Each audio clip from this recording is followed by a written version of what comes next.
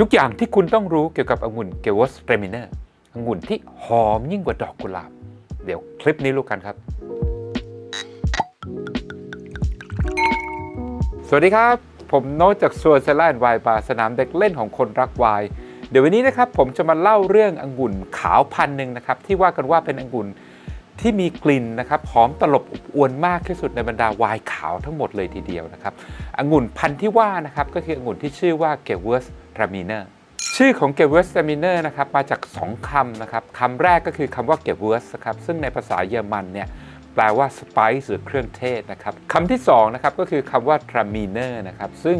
เป็นชื่อของเมืองทรามินนะครับในแคว้นอัลโตอาดิเจนะครับซึ่งว่ากันว่าอาจจะเป็นจุดกำเนิดขององุ่นพันธุ์นี้นะครับแต่ว่าจริงๆแล้วในผลงานค้นคว้าล่าสุดนะครับก็มี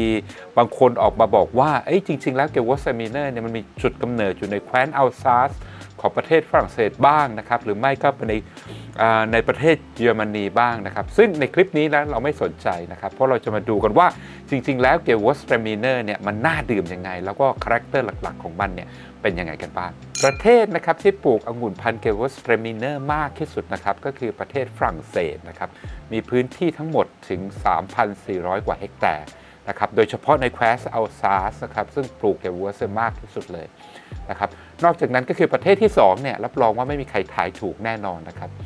อันดับ2ก็คือประเทศโมลโดวานะครับซึ่งสารภาพตรงๆก็คือผมยังไม่เคยดื่มเกวอสเรมิเนอร์จากโมลโดวาเลยสักครั้งเดียวในชีวิตนอกจากนั้นนะครับก็จะเกวอสเรมิเนอร์เนี่ยก็จะมีปลูกในประเทศแถบที่พูดภาษาเยอรมันเป็นหลักนะครับอย่างประเทศเยอรมันนะครับประเทศออสเตรียนะครับหรือว่าทาง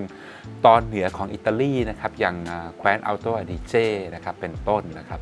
นอกจากนั้นก็คือเกวอสเรมิเนอร์เนี่ยยังมีปลูกในอเมริกาก็มีนะครับหรือว่าประเทศโลกใหม่นะครับหลายๆประเทศก็คือมีปลูกเพียงแต่ว่าปริมาณเนี่ยไม่ได้เป็นปริมาณที่เยอะเหมือนกับ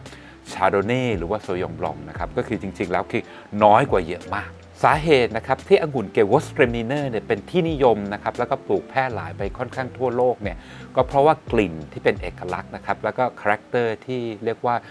เป็นคาแรคเตอร์เฉพาะขององุ่นเกวอสเรมิเนอร์ที่มีเสน่ห์มากๆองุ่นเกวอสเรมิเนอร์นะครับจริงๆแล้วก็คือเป็นพันธุ์องุ่น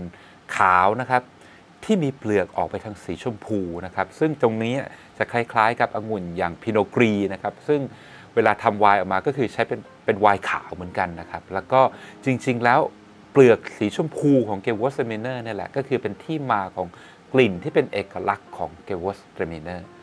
กลิ่นหลักๆนะครับที่เรามักจะได้นะครับก็คือมันจะเป็นกลิ่นของดอกกุหลาบนะครับแล้วก็กลิ่นของลิ้นจี่เป็นต้นนะครับแล้วก็พวก tropical fruit เป็นหลักนะครับซึ่งหาได้ยากนะครับในองุ่นขาวพันธุ์อื่นๆองุ่นเกวอสเรมิเนอร์นะครับเป็นองุ่นที่เขาเรียกว่า early budding นะครับก็คือออกดอกเร็วนะครับแล้วก็เป็นองุ่นที่เรียกว่าสุกเร็วเหมือนกันนะครับไม่เหมือนกับริสลิงนะครับซึ่งเป็นองุ่นที่สุกช้ามากๆแล้วก็ต้องการระยะเวลาที่ผลองุ่นอยู่บนต้นเนี่ยยาวนานมากเพื่อให้องุ่นสุกได้เต็มที่นะครับเพราะฉะนั้น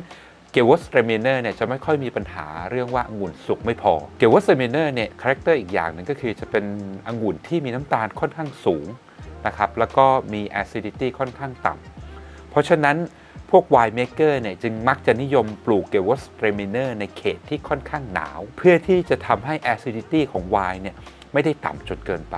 ในเขตที่หนาวเป็นต้นอย่างอัลซาสในฝรั่งเศสอย่างที่ผมบอกไปตอนต้นคลิปนะครับหรือว่าประเทศหนาวอย่างเยอรมนีหรือออสเตรียเป็นต้นนะครับตรงนี้เนี่ยในตอนกลางคืนนะครับอากาศเนี่ยจะเย็นกว่ากลางวันเยอะมากเรียกง่ายๆก็คือในช่วงเวลาที่ผลองุ่นเนี่ยมีกำลังจะสุกนะครับก็คือกลางวันเนี่ยแดดเต็มที่เลยแต่ว่ากลางคืนเนี่ยอากาศเย็นกว่าทำให้องุ่นได้พักผ่อนนะครับและทำให้ระดับ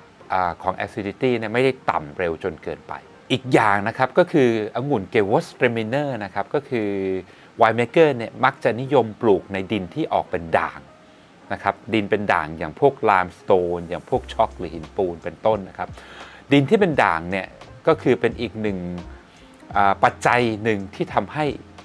acidity นะครับหรือความเปรี้ยวในผลองุ่นเนี่ยมันค่อนข้างสูงทำให้เกวอสเรมิเนอร์นะครับในพวกไลม์สโตนนะครับก็คือจะเป็นเกวอสเรมิเนอร์ที่ acidity เนี่ยยังสดชื่นยังคงระดับอยู่ได้นอกจากนี้นะครับพวกไวน์เมกเกอร์เนี่ยมักจะนิยมนะครับหมักหรือว่าบ่มนะครับเกวอสเรมิเนอร์ในถัง สแตนเลสนะครับแล้วก็พวกถังคอนกรีตนะครับซึ่งถังพวกนี้นะครับจะเป็นถังที่ป้องกันไม่ให้ออกซิเจนเข้ามาออกซิไดซ์น้ำไวน์ได้มากจนเกินไปนะครับทำให้เป็นการรักษาระดับ acidity ให้ยังคงสดชื่นอยู่สำหรับรสชาตินะครับแล้วก็กลิ่นของไวน์ที่ทำจากองุ่นเกวสเรมิเนอร์เนี่ยเรียกว่าเป็นอะไรที่เอกลักษณ์มากๆเพราะว่า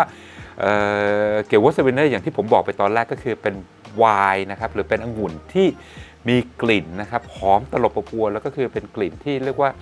intense หรือว่าเข้มข้นมากที่สุดในบรรดาไวน์ขาวทั้งหมดเลยทีเดียวนะครับโดยกลิ่นที่เรามักจะได้นะครับก็จะเป็นกลิ่นอย่างพวกดอกกุหลาบนะครับหรือว่ากลิ่นลิ้นจี่นะครับพวก tropical fruit นะครับอย่างพวกสับปะรดนะครับหรือว่าพีชก็ดีนะครับนอกไปจากนั้นนะครับอย่างที่ชื่อมันบอกเลยก็คือมันจะเป็นกลิ่นของพวกเครื่องเทศเยอะมากอย่างพวกซินนามอนก็ดีนะครับหรือว่ากลิ่นของขิงก็ดีนะครับหรือว่าอย่างฝรั่งก็ชอบบอกว่าเกวสเมเนอร์เนี่ยมักจะมีกลิ่นของนัทเมกนะครับแล้วก็นอกไปจากนั้นนะครับเราก็อาจจะได้กลิ่นของพวกน้ำผึ้งก็ตามนะครับ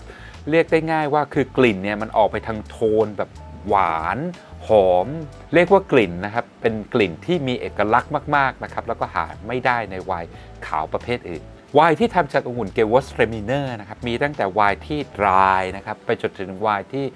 off dry นะครับแล้วก็ไปจนถึงไวน์ที่เรียกว่าหวานนะครับอย่างพวกที่โดน noble rot หรือว่าเขาเรียกว่าบอไททริสเนี่ยกินเลยทีเดียวไวน์จะมี acidity ค่อนข้างต่ำนะครับแล้วก็มี body ที่จากมีเดียมไปจนถึงเกือบจะฟูเลยทีเดียวที่สำคัญก็คือด้วยความที่เกวสเรมิเนอร์เนี่ยเป็น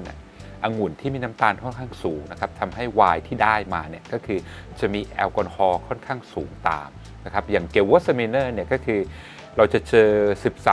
13.5-14% ได้เลยนะครับซึ่งถือว่าค่อนข้างสูงเลยทีเดียวสำหรับไวน์ขาวทั่วๆไปอาหารนะครับที่เข้ากันมากเลยนะครับกับ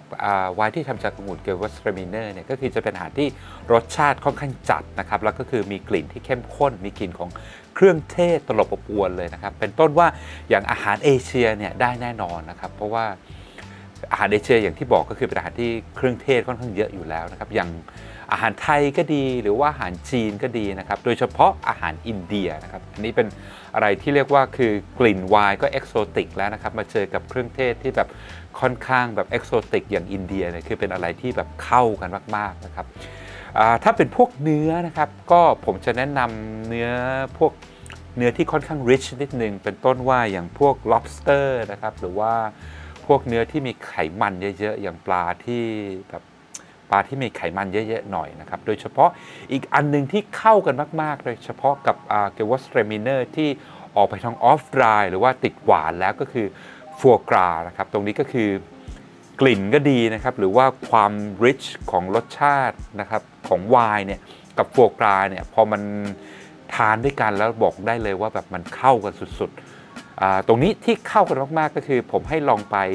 หาดื่มดูนะครับก็คือเกวสเรมิเนอร์ที่ทำแบบ late harvest นะครับซึ่งในอัลซาสหรือฝรั่งเศสเนี่ยก็จะเรียกว่า Vendange Tardif นะครับหรือว่าถ้าในเยอรมันนะครับก็คือจะเรียกว่า Spätlese นอกจากนั้นนะครับก็คือเกวสเรมิเนอร์เนี่ยจะเข้ากันมากๆนะครับกับพวกชีสนะครับที่มีกลิ่นค่อนข้างรุนแรง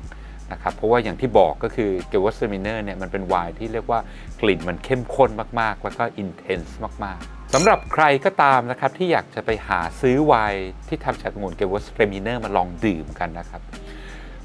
เขตที่ผมแนะนำนะครับก็คืออย่างแรกก็เริ่มต้นที่อัลซาสนะครับในฝรั่งเศสนะครับตรงนี้ก็คือมันจะมีไวน์ส่วนใหญ่ก็คือจะเป็นออกดรายแล้วก็บอดี้ค่อนข้างเยอะนะครับแล้วก็นอกจากนั้นนะครับในอัลซาสเนี่ยจะมีไวน์เกวสเรมิเนอร์ที่เป็น late harvest อย่างที่ผมบอกไปก็คือเป็นวงดอชทาดีฟนะครับหรือว่าจริงๆคือที่เขามีชื่อเสียงมากๆเลยก็คือเป็นไวน์ระดับเขาเรียกว่า noble rot ของอัลซาสก็คือจะเรียกว่า selection de grand noble นะครับอันนี้ออกเสียงไม่ค่อยถูกนะครับก็ไปหาลองดื่มกันได้นะครับนอกจากอัลซาสนะครับก็คือจริงๆแล้วอย่างเขตฟาวส์นะครับในประเทศเยอรมันเนี่ยก็คือเป็นเขตที่ปลูกเกวสเรมิเนอร์ค่อนข้างหลากหลายนะครับแล้วก็เหมือนกับอัลซาสเลยก็คือมีตั้งแต่ dry นะครับไปจนถึงเป็น late harvest หรือว่า Spätlese เลยก็มีนะครับตรงนี้ก็คือเป็นไวน์ที่ออกไปมินเนอรัลเยอะมากแล้วก็ acidity ยังค่อนข้างสูงอยู่เป็นไวน์ที่แบบเกวสที่ออกจะสดชื่นหน่อยนอกจากนั้นนะครับก็ ในออสเตรียก็ดีก็มีนะครับแล้วก็หรือว่าจะเป็นอย่างที่บอกไปตอนแรกก็คือใน Alto Adige นะครับของอิตาลีก็ดีนะครับแล้วก็ที่สำคัญคือถ้าใครมีโอกาสนะครับไปลองหาดื่มไวน์เกวอสเตรมิเนอร์จากโมลโดวาดูถ้าใครเคยดื่มนะครับก็อย่าลืมมาคอมเมนต์กันใต้คลิปได้ว่ารสชาติเนี่ยมันเหมือนหรือว่าต่างกับเกวอสเตรมิเนอร์จากอัลซาสหรือจากเยอรมันออสเตรียยังไงและนี่ก็คือเรื่องราวขององุ่นเกวอสเตรมิเนอร์นะครับครบจบในคลิปเดียวสำหรับใครนะครับที่อยากจะ request องุ่นพันธุ์อื่นๆนะครับก็อย่าลืมมาคอมเมนต์กันได้ใต้คลิปนะครับหรือว่าถ้าใครที่ยังสนใจนะครับอยากจะรู้จักองุ่นพันธุ์อื่นๆอีกนะครับก็คือสเวอร์เรามีทำคลิปไว้แล้วนะครับเป็นองุ่นขาวพันธุ์ยอดนิยมนะครับก็ไปลองชมกันได้เลยแล้วพบกันคลิปหน้าครับผมสวัสดีครับ